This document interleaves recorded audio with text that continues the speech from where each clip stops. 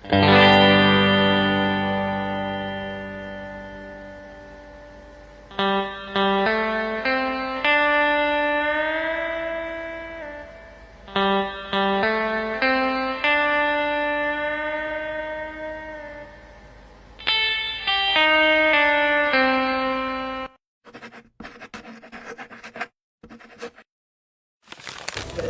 teman-teman semua, pernahkah kita bertanya, mengapa sejak kecil laki-laki dan perempuan sering diarahkan pada peran yang berbeda?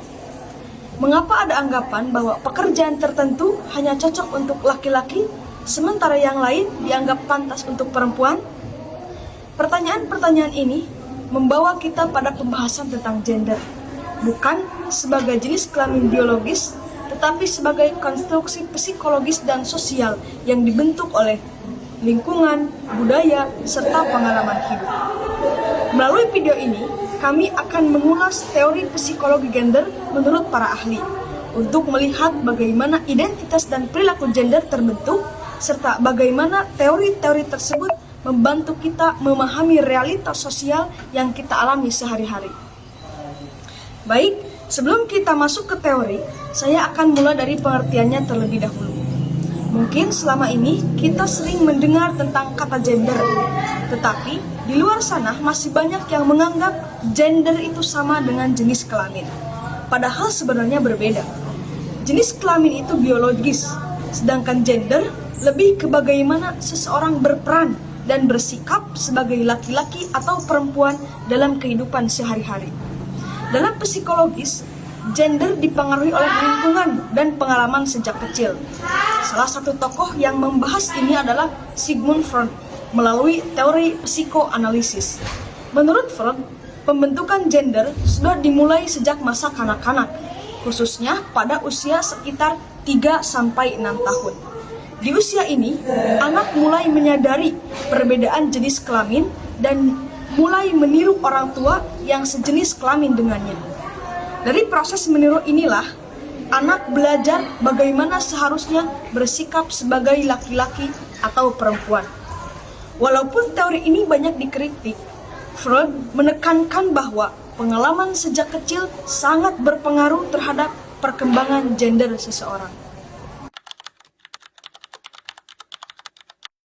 Nah, selanjutnya saya akan melanjutkan ke teori pembelajaran sosial. Kalau kita perhatikan di sekitar kita, sebenarnya banyak perilaku gender yang dipelajari dari lingkungan. Dan inilah yang dijelaskan oleh Albert Bandura. Menurut beliau, anak belajar perilaku gender dengan cara mengamati dan meniru orang-orang di sekitarnya, seperti orang tua, guru, teman, bahkan dari televisi ataupun media sosial.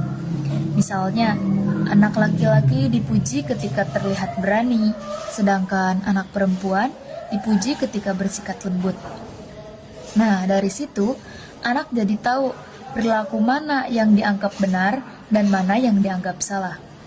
Jadi, teori ini lebih menekankan bahwa lingkungan sosial sangat berperan dalam membentuk perilaku gender seseorang.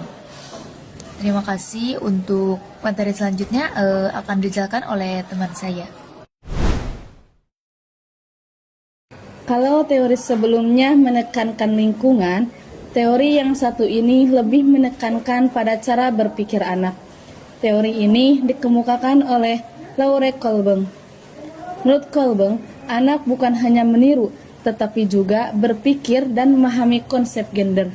Pada awalnya, anak hanya tahu dirinya laki-laki atau perempuan. Tapi seiring bertambahnya usia, anak mulai memahami bahwa gender itu tetap dan tidak berubah. Setelah memahami hal tersebut, anak akan dengan sendirinya memilih perilaku yang sesuai dengan gendernya. Jadi, anak menjadi lebih aktif dan menentukan bagaimana ia harus bersikap. Selanjutnya, saya akan membahas teori skema gender yang dikemukakan oleh Sandra Bem. Teori ini menjelaskan bahwa setiap orang memiliki kerangka berpikir tentang apa yang dianggap sebagai perilaku laki-laki dan perempuan. Kerangka berpikir ini terbentuk dari lingkungan dan pengalaman sosial. Jika seseorang memiliki skema gender yang kaku, maka ia akan membatasi dirinya. Tapi jika skema gendernya lebih fleksibel, orang tersebut bisa lebih bebas menyesuaikan diri. Sandra Bem juga memperkenalkan konsep androgini, yaitu individu yang memiliki sifat maskulin dan feminin sekaligus. Menurutnya, individu seperti ini lebih mudah beradaptasi dalam berbagai situasi.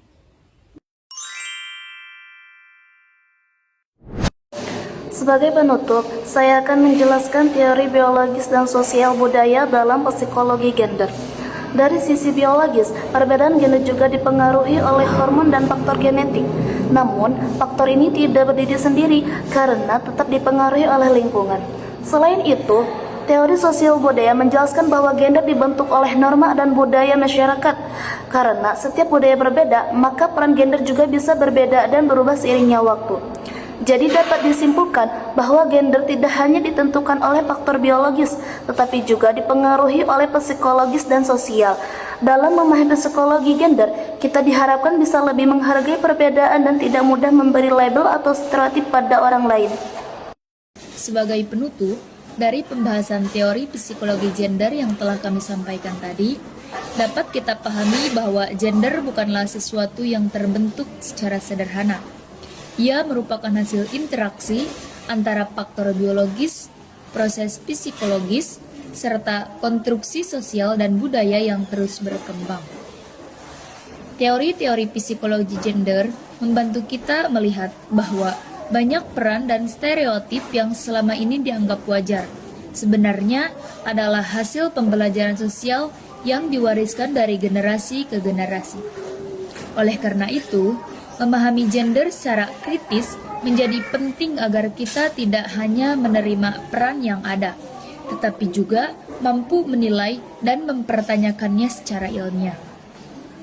Melalui pemahaman ini, diharap kita dapat membangun sikap yang lebih adil, terbuka, dan menghargai keberagaman dalam kehidupan sosial. Demikian video presentasi ini kami sampaikan. Terima kasih atas perhatian dan waktu yang telah diberikan. Semoga video yang tadi kami sampaikan memberikan manfaat dan menambah wawasan bagi kita semua. Wassalamualaikum warahmatullahi wabarakatuh.